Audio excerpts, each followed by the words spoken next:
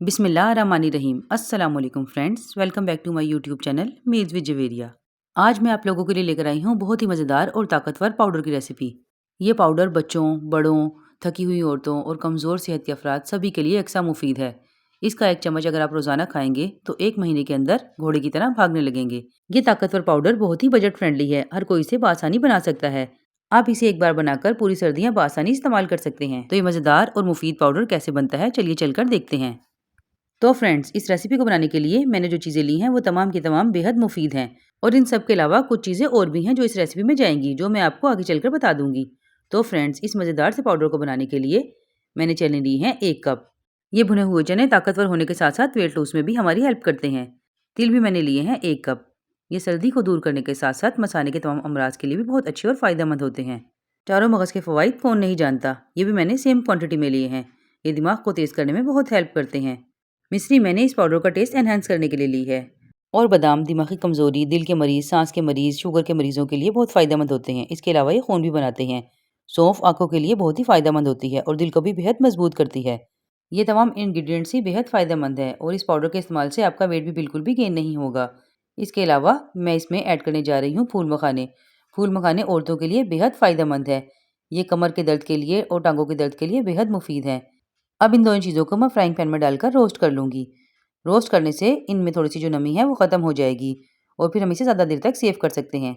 हमने इसे बहुत ज़्यादा रोस्ट नहीं करना, सिर्फ 2 से 3 मिनट के लिए इसकी नमी ख़त्म करनी है और गैस फ्लेम को आपने बिल्कुल लो रखना है।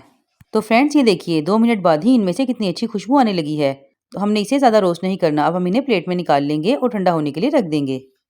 नेक्स्ट मैं फूल मखाने भी सेम इसी प्रोसीजर के साथ हल्की आँच पर रोस्ट कर लूँगी। इसको हमने थोड़ा-सा ज़्यादा रोस्ट करना है क्योंकि ये बिल्कुल सॉफ्ट होते हैं। इसे हम तकरीबन 3 से 4 मिनट के लिए धीमी आँच पर रोस्ट करेंगे ताकि ये थोड़े-से क्रिस्पी हो जाएँ। तो व्यूअर्स, ये देखिए रेडी हो गए हैं। आपने इसे इस तरीके से दबाकर चेक करना है। ये देखिए बिल्कुल क्रिस्पी हैं। अब हम इन फूल मखानों को ग्राइंडर में डालकर इसका फाइन पाउडर बना लेंगे। तिलों का हमने पाउडर नहीं बनाना, इसको हमने दरदरा कूट लेना है। इसके अलावा ये तमाम इंग्रीडिएंट्स इनको भी हम 1 बाय 1 ग्राइंडर में डालकर ग्राइंड कर लेंगे।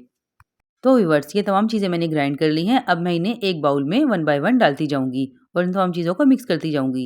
आपने देखा ये तकरीबन मैंने 100 ग्राम इस्तेमाल किए हैं और ये कितना सारा पाउडर बनकर तैयार हो गया है। ये आसानी 2 से 3 माह तक चल जाएगा। अब लास्ट में मैं इसमें ऐड कर रही हूँ 1/4 टीस्पून ब्लैक पेपर पाउडर। ये दिमाग के साथ साथ नज़रों को भी तेज़ करता है। ये डालने से इसका फ्लेवर बहुत अच्छा हो जाएगा।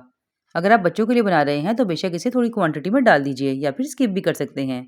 पाउडर फॉर्म इंग्रेडिएंट्स मिक्स करने के बाद अब मैं इसमें ऐड कर रही हूँ ये दरदरे कुटे हुए तिल। ये मुंह में आते हुए थोड़े अच्छे लगते हैं, इसलिए मैंने इन्हें दरदरा ऐड किया है। अब मैं इसमें ऐड कर रही हूँ ये कसा हुआ नारियल। ये बालों और आंखों के लिए बेहद मुफीद है। इसके अलावा अगर किसी को पेट के मसाइल हों तो ये उसके लिए भी बहुत फ़ायदेमंद है। ये जिस्म में हरारत पैदा करता है। ब्लड प्रेशर के मरीज़ इसे कम इस्तेमाल कीजिए या फिर स्किप भी कर सकते हैं। तो फ्रेंड्स, ये देखिए ये कितना सारा पाउडर बनकर तैयार हो गया है और ये देखिए किस कदर फ़ाइन है। इतना 1 चम्मच अगर आप रोज़ाना इस्तेमाल कर लेंगे तो आपके बहुत से मसाइल हल हो जाएंगे। मेरी गारंटी है कि 1 माह के अंदर ही आप वाज़िया फ़र्क महसूस करेंगे। आपको ऐसे लगेगा कि जैसे नई ज़िंदगी मिल गई है, जिस्म में बहुत ताकत सी महसूस होगी। और आपने देखा कि मैंने ये पाउडर बहुत ज़्यादा महंगी चीज़ों से नहीं बनाया। ये बहुत बजट फ्रेंडली पाउडर है, हर कोई इसे बआसानी बना सकता है। आप इसे सुबह खाली पेट दूध में डालकर इस्तेमाल कीजिए या अगर आप चाहें तो इसे रात को सोते हुए भी इस्तेमाल कर सकते हैं और इसको सेव करना बेहद आसान है। इसे मैंने एक शीशे के बाउल में रखा है। आप कोशिश कीजिए कि इसे शीशे के जार में ही रखिए, प्लास्टिक में इसको मत रखिएगा। इस तरीके से कवर करके आप इसे एयर टाइट कर लीजिए और ये बिल्कुल भी ख़राब नहीं होगा।